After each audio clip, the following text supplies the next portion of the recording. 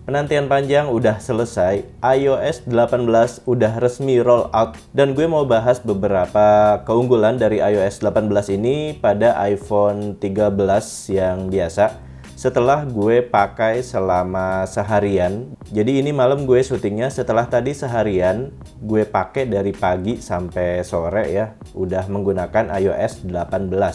Apa aja fitur-fitur unggulannya?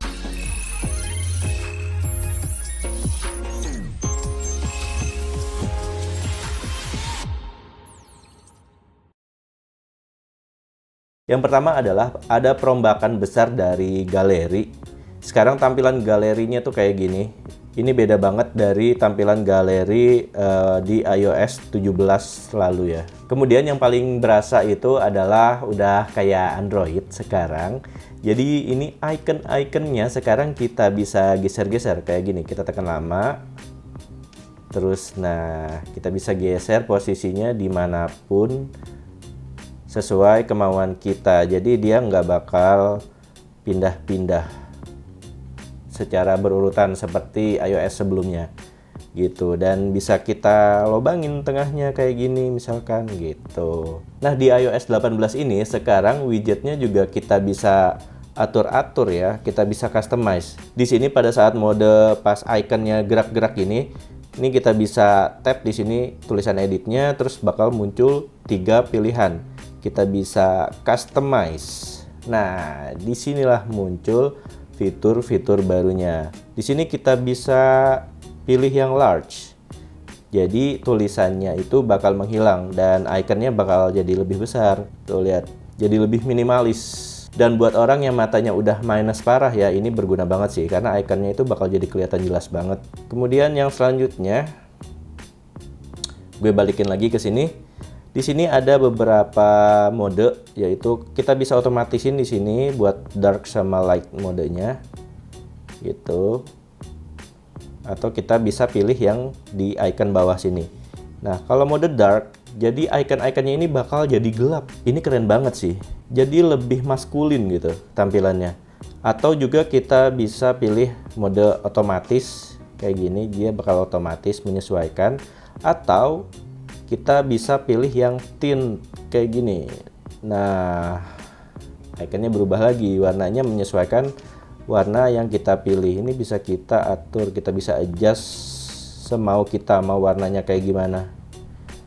Dan ini keren banget guys. Ini bisa di customize sesuai kepribadian kita dan warna favorit kita. Nah, selanjutnya kalau kita masuk ke control center yang di sini, itu kita bisa adjust tampilannya. Kita bakal ngelihat tampilan control center yang baru guys. Jadi gini, kita tap di sini. Sekarang tampilannya menurun ke bawah, nggak kayak dulu ya. Ini tampilannya jadi lebih enak lagi. Lihat, kalau ini masih sama ya. Nah, di sini ada 4 pilihan. Ini yang favorite. Kalau kita tap yang music, ini bakal nampilin music yang lagi kita play kayak gini. Gue sekarang lagi langganan YouTube Music, jadinya tampilan YouTube Music tuh kayak gini. Nah, terus di bawahnya ini ada home, ya, tampilan home-nya sekarang kayak gini. Kemudian yang paling bawah ini tampilan connection. Nah, ini juga bisa di customize. Jadi kalau kita tap di sini ada tanda plus. Nah, kita bisa adjust size-nya sesuai kemauan kita. Gitu. Lihat, smooth banget. Di sini juga bisa kita adjust sesuai kemauan kita. Lihat animasinya smooth banget, gokil. Wih, di sini juga nih, kita bisa customize tampilannya. Gitu, bisa kita geser-geser. Atau kita tambahin lagi kontrolnya di sini. Kita bisa pilih sesuai apa yang kita butuhkan. Atau kita bisa search kalau kita mau. Nah, pada tampilan lock screen kayak gini, kalau teman-teman bosan sama flashlight dan kamera di sini, ini tuh sekarang bisa diubah. Jadi kita tap lama aja ini dalam keadaan ngelock. Gitu. Terus kita pilih customize lock screen. Nah, di sini tuh sekarang ada tanda minus ya di flashlight dan kameranya. Di sini kita bisa tap untuk nge-remove atau kita tambahin dengan shortcut yang lainnya gitu. Tapi gue sih udah nyaman ya sama flashlight ini, jadi gue biarinin aja kayak gitu tampilannya. Dan kalau kita swipe ke kanan ini kita bisa ada pilihan jadi hitam putih, kalau ke kanan lagi jadi dual tone, terus jadi color wash gitu. Nah, selanjutnya ada fitur baru yang belum pernah ada di iOS sebelumnya. Jadi di sini adalah aplikasi password. Semua password yang ada di iPhone kita itu bakal terkumpul informasinya di sini, bakal bisa kita lihat. Ini membutuhkan Face ID kayak gini ya. Dan kita bisa lihat di sini semua password yang terkumpul di iPhone. Kumpulan password ini terintegrasi sama Safari, password Wi-Fi, atau sign in with Apple. Passkeys atau verification code juga terkumpul di sini semuanya. Informasi password. Jadinya gampang banget buat kita ngakses. Fitur selanjutnya ada game mode, tapi gue nggak bisa tunjukin di sini karena gue nggak langganan Apple Arcade. Dan gue udah coba di sini main game casual itu nggak nongol. Seharusnya di sini ada tulisan game mode-nya, tapi di sini nggak nongol sayangnya. Intinya kalau kita lagi ada di game mode, itu latency AirPods itu jadi lebih rendah. Atau kalau kita lagi menggunakan controller, itu latensinya juga jadi lebih rendah. Nah, kemudian ada fitur yang menarik banget nih. Kalau kita lagi play music, misalnya lagu ini, terus kita mau record video, itu lagunya bakal jadi background kita. Meskipun di sini gue lagi langganan YouTube Music ya, bukan Apple Music, itu tetap bakal bisa jadi background music kita. Dan ini cukup menarik sih kalau misalnya kita mau recording ala-ala karaoke misalnya gitu.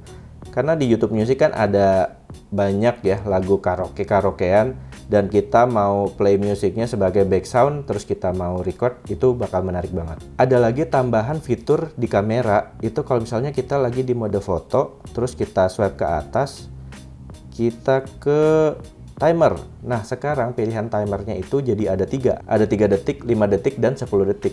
Sebelumnya itu terbatas cuma di 3 detik dan 10 detik aja. Jadi sekarang kita punya tambahan timer di 5 detik. Ini sangat bagus ya buat opsional kita yang nggak mau kecepatan atau kelamaan. Kemudian fitur selanjutnya adalah lock apps. Jadi aplikasi-aplikasi yang ada di iPhone kita itu bisa kita kunci guys. Misalnya di sini galeri foto ya, kita nggak mau orang sembarangan buat buka-buka foto kita pas lagi minjem HP kita misalnya.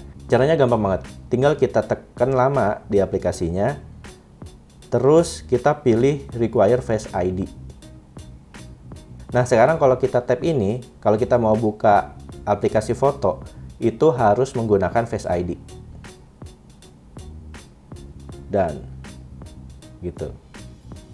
Sekarang nggak bisa, harus pakai passcode atau Face ID kita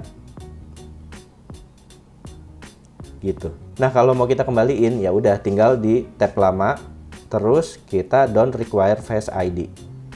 Kalau aplikasi lainnya misalnya aplikasi penting kayak Slack, di sini kita tekan lama terus require Face ID. Nah, di sini ada pilihan kedua yaitu Hide and Require Face ID. Jadi aplikasi ini bakal bisa kita sembunyikan, bakal tersimpan di folder hidden pada aplikasi library. Jadi gue kasih contoh ya. Hide and Require Face ID. Hide app. Dah, aplikasinya ngilang. Cara lihatnya di mana? Kita ke kananin terus sampai mentok. Di sini di aplikasi library. Aplikasinya ada di mana? Jadi kita tinggal scroll ke bawah aja di sini. Nah, aplikasi yang tersembunyi ini bakal ada di folder hidden sini. Kita tap, dan ini membutuhkan Face ID, terus kelihatan deh aplikasi yang di hide. Gitu. Sekarang mau dibuka kayak gitu. Harus menggunakan Face ID lagi. Oke, kalau mau kita kembaliin caranya ya udah tinggal ditekan lama aja, terus don't require Face ID. Nah, sekarang aplikasinya udah menghilang dari folder hidden, udah kosong di sini.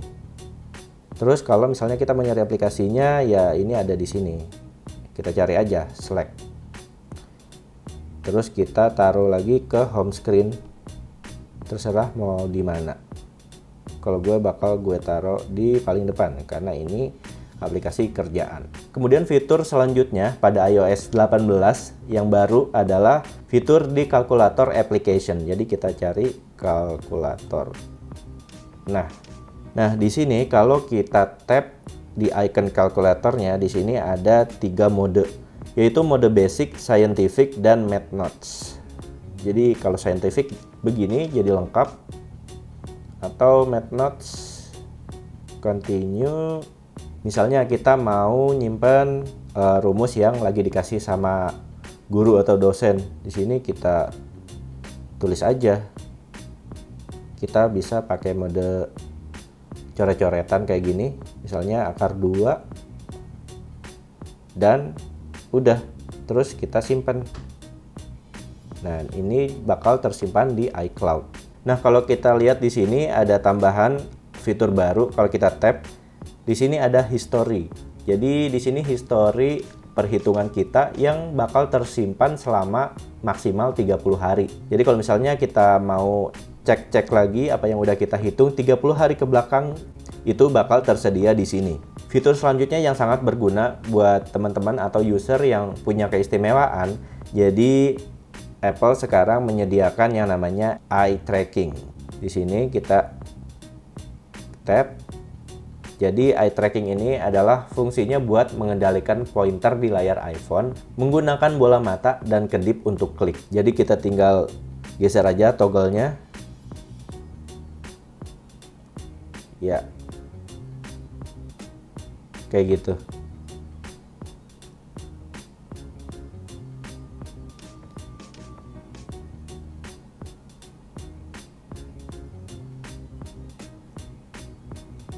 Sekarang kita ikutin dulu.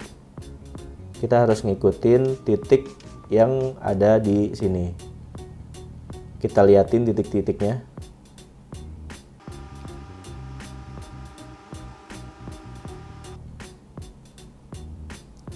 Nah, sekarang gue lagi mengendalikan iPhone gue pakai mata.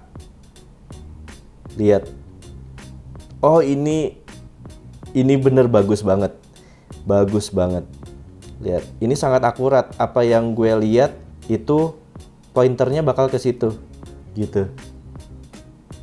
Gue mau back. Ini agak susah posisinya karena ada kamera yang menghalangi muka gue sekarang. Oke, karena ini fitur baru, jadi gue agak kesulitan buat ngendaliinnya. Dan mungkin gue akan coba-coba fitur baru ini lagi, tapi ini sangat bagus dan berguna ya fitur ini. Keren banget. Yes, matiin dulu. Selanjutnya masih di accessibility. Jadi sekarang kita cari yang namanya music haptics.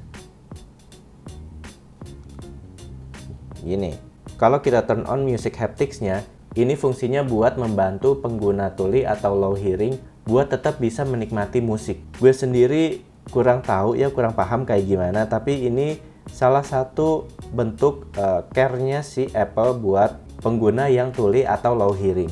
Karena gue belum memerlukan dan jangan sampai memerlukan, jadi di sini gue turn off aja. Fitur selanjutnya yang akan sangat berguna adalah buat orang yang gampang mabuk kalau naik kendaraan. Ini ada Show Vehicle Motion Cues. Nah, jadi kalau kita aktifin di sini, kalau misalnya kita lagi naik kendaraan, mobil atau bus atau apapun, saat mobilnya goyang-goyang, itu tampilan layarnya bakal menyesuaikan ya guys. Jadi mengurangi efek limbung kalau kita lagi ada di dalam kendaraan terus sambil ngeliatin HP. Tapi karena gue nggak perlu, jadi gue matiin aja. Oke, kayaknya segitu aja ya fitur-fitur unggulan dari iOS 18 buat iPhone 13 reguler ini. Terima kasih buat teman-teman yang nyimak video ini sampai habis. Kalau ada pertanyaan atau mau diskusi, silahkan komen aja di kolom komentar. Sampai ketemu di video selanjutnya dan jangan lupa di subscribe.